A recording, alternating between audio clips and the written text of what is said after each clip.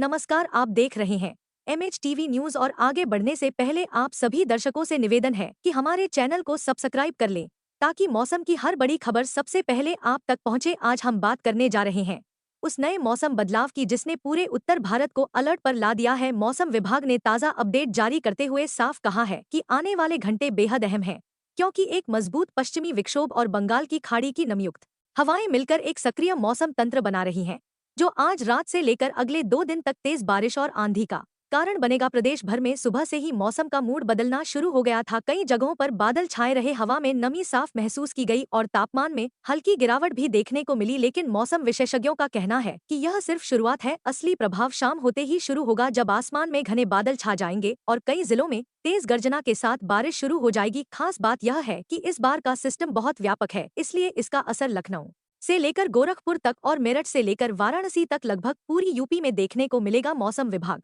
ने बताया है कि बंगाल की खाड़ी से आ रही हवाओं में असामान्य रूप से ज्यादा नमी मौजूद है। जब यह हवाएं उत्तर भारत के मैदानी इलाकों में प्रवेश करती हैं, तो तापमान में अंतर के कारण बादलों का तेजी से विकास होता है और यही कारण है कि आज शाम से लेकर कल सुबह तक कई जिलों में तेज हवा और भारी बारिश एक साथ देखने को मिल सकती है। कुछ जगहों पर हवा की रफ्तार 50 से 70 किलोमीटर प्रति घंटा तक पहुंच सकती है, जो पेड़ों, बिजली के खंभों और कमजोर संरचनाओं को नुकसान पहुंचा सकती है। इसलिए लोगों को सावधानी बरतने की सलाह दी गई।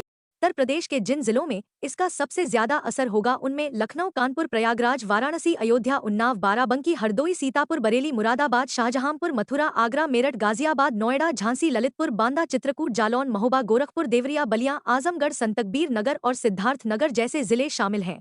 कई जिलों में रेड अलर्ट भी जारी कर दिया गया है, क्योंकि अगले 24 घंटे बेहद संवेदनशील साबित हो सकते हैं। राजधानी लखनऊ में जिला प्रशासन पूरी तरह अलर्ट पर है। बिजली विभाग ने अपने सभी दलों को तैयार के निर्देश दिए हैं। नगर निगम ने नालों और मुख्य सड़कों के पास पंपिंग सेट तैनात कर दिए हैं, ताकि भारी बारिश की स्थिति में जल भराव को नियंत्रित किया जा सके। मौसम विज्ञान केंद्र ने यह भी कहा है कि रात के दौरान कई इलाकों में बिजली कटने की संभावना है, क्योंकि तेज हवा से तारों और ट्रांसफार्मरों को नुकसान पहुंच सकता है। किसानों के लिए यह समय विशेष रूप से महत्वपूर्ण है। कृषि विभाग ने साफ कहा है कि धान की कटी हुई फसल को सुरक्षित स्थान पर रख लें, क्योंकि तेज बारिश और हवा से फसल खराब हो सकती है। खेतों में इलेक्ट्रिक पोल और बड़े पेड़ों से दूरी बनाए रखें और किसी भी तरह का काम पेड़ के नीचे बैठकर ना करें, वरना बिजली गिरने का खतरा बढ़ सकता है। पिछले कुछ दिनों में बिजली गिरने की कई घटनाएं दर्ज की गई थी, इसलिए इस बार विशेष सावधानी की जरूरत है। पूर्वी उत्तर प्रदेश में जैसे गोरखपुर, देवरिया, बलिया और महाराजगंज में पहले से ही हल्की बारिश के कारण स्थिति बिगड़ने लगी है। जगह जगह पानी जमा होने लगा है, लोगों को आने जाने में परेशानी का सामना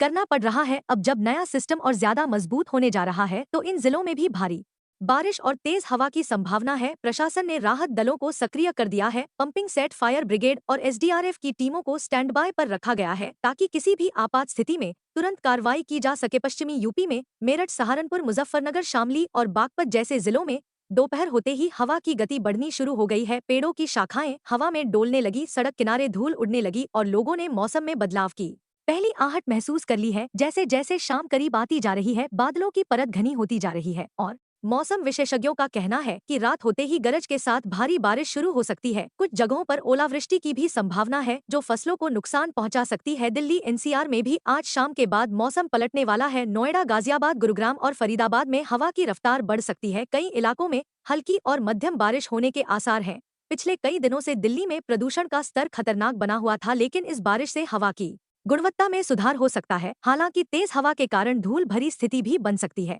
इसलिए यात्रा करने वालों को सावधानी बरतने की सलाह दी गई है। मौसम विशेषज्ञों का कहना है कि इस बार की बारिश और हवा का पैटर्न सामान्य नहीं है, बल्कि यह ग्लोबल क्लाइमेट चेंज से भी प्रभावित है। इस साल बंगाल की खाड़ी में सामान्य से अधिक चक्रवात बने हैं, जिनमें से कई ने उत्तर भारत के मौसम को लगातार प्रभावित किया है। नवंबर के पहले सप्ताह में इतनी तेज बारिश और इतनी व्यापक गतिविधि बहुत कम देखने को मिलती है। यह सिस्टम अगले 3 दिनों तक सक्रिय रहेगा। हालांकि जैसे जैसे समय बीतेगा इसकी ताकत कम होती जाएगी, लेकिन रुक कर बारिश होती रहेगी और रात के तापमान में 4 से 6 डिग्री की गिरावट आ सकती है, जिससे सर्द हवाएं शुरू हो जाएंगी। मौसम विभाग ने नागरिकों से अपील की है कि तेज बारिश के दौरान मोबाइल फोन को खुले में इस्तेमाल ना करें, खासकर चार्जिंग करते समय सावधानी बरतें। यात्रा करने वाले लोग किसी सुरक्षित स्थान पर रुक जाएं। बच्चों, बुजुर्गों और बीमार लोगों को घर के अंदर रखें। तेज हवा और बिजली गिरने के दौरान मकानों की छतों पर जाने से बचें। सरकारी एजेंसियों को हाई अलर्ट पर रखा गया है। जिला प्रशासन, पुलिस विभाग, दमकल विभाग और स्वास्थ्य विभाग सभी को निर्देश दिए गए हैं कि किसी भी आकस्मिक स्थिति में तुरंत प्रतिक्रिया दे। अस्पतालों में इमरजेंसी सेवाओं को बढ़ा दिया गया है और एम्बुलेंस को लगातार तैयार रहने के आदेश दिए गए हैं। कुल मिलाकर उत्तर प्रदेश, बिहार, दिल्ली, एनसीआर और उत्तराखंड के लिए अगले 24 से 48 घंटे बेहद महत्वपूर्ण हैं। मौसम पूरी तरह बदल चुका है और यह बदलाव अचानक किसी भी समय तेज रूप ले सकता है, इसलिए सतर्क रहें, सुरक्षित रहें और मौसम विभाग के निर्देशों का पालन करें।